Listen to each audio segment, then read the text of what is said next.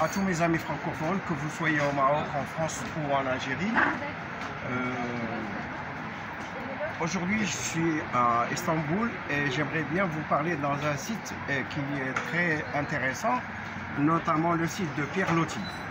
Alors, comme vous le savez très bien, Pierre Loti, c'était un écrivain français. Il faisait partie de la marine française et comme il a beaucoup voyagé, là où il partait, il faisait des livres.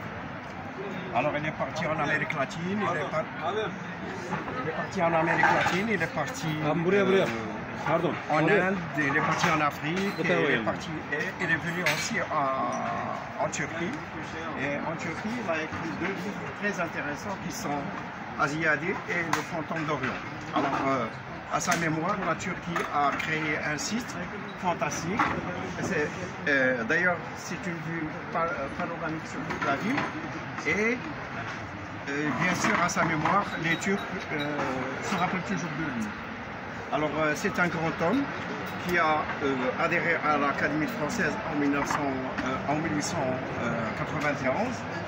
Et puis, il est mort en 1923 à Rochefort. Et là, ils ont créé un musée. Actuellement, il est en France. Et pour parler de lui, rien que lire son livre Le pêcheur d'Islande, c'est une histoire d'amour très intéressante, très intéressante, qui a évoqué un drame d'amour. Et voilà, donc automatiquement pour continuer avec vous, on va faire un petit aperçu sur le reste du site. Et c'est très intéressant, il y a tout, il y a la montagne, il y a la forêt, il y a la mer en bas, il y a la ville. Et les gens viennent ici pour aussi bien se rappeler de sa mémoire et aussi profiter de cette vue panoramique. Alors là, vous avez la ville en bas. Directement, c'est la ville d'Istanbul. Il y a la mer, le Bosphore. Et voilà. Donc, nous, on est dans la montagne. C'est un site excellent.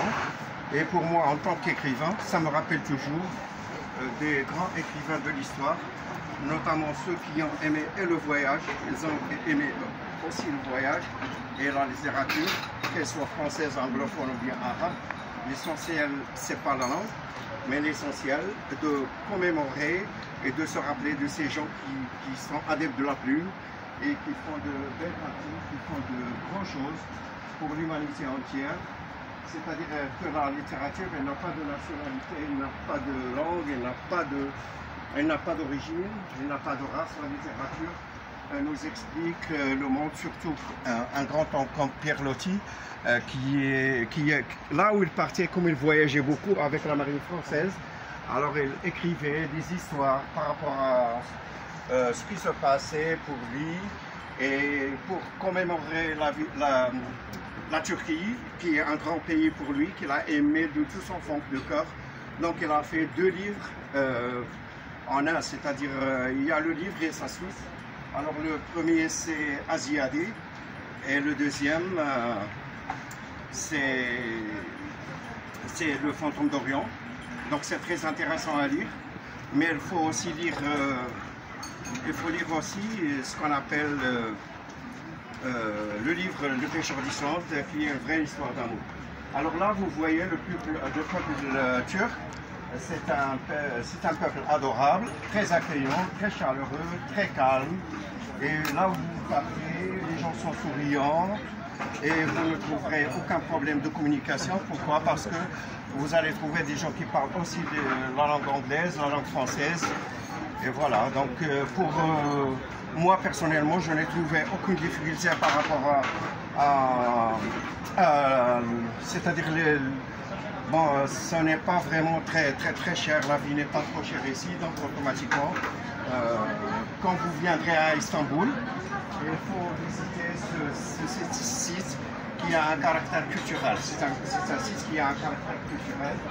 Alors voilà, donc ici, voilà, le site il est sur le bord, c'est-à-dire c'est une vue panoramique.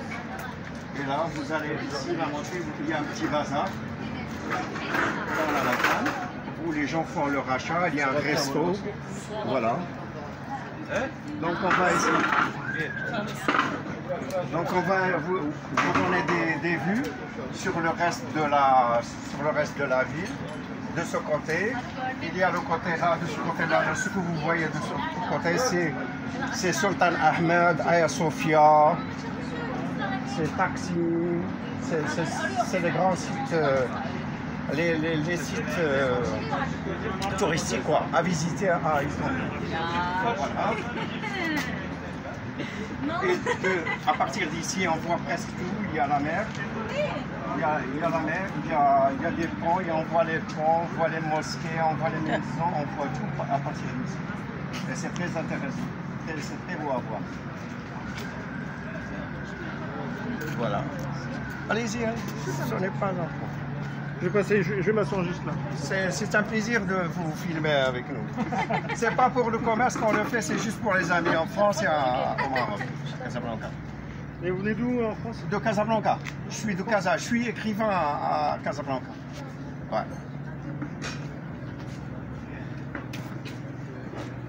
Voilà. Il faut aussi remercier Shaima Diran qui a pris la peine de m'aider à filmer ce morceau. C'est un morceau très intéressant qui pourrait marquer les gens qui aiment la littérature et la nature et les voyages. Et voilà. C'est vrai que moi je ne suis pas ici pour le tourisme, je suis là pour ma cause, c'est-à-dire tout le monde est au courant que je suis écrivain à Casablanca et que voilà, je suis harcelé par le roi du Maroc. Et voilà, je suis venu ici pour voir s'il y a possibilité de m'installer. Et en même temps, j'en profite quand je trouve une opportunité pour pouvoir filmer quelque chose pour vous qui pourrait vous intéresser. Voilà la ville d'Istanbul. Merci beaucoup et je vous laisse avec Shaima qui continue à filmer ce site très beau. C'est un très beau site. Et surtout avec ce climat aujourd'hui et la pluie ce matin, mais quand même il y a un peu du soleil. Voilà, il y a les bateaux, il y a la mer. Donc tout ça c'est beau à voir. C'est ça?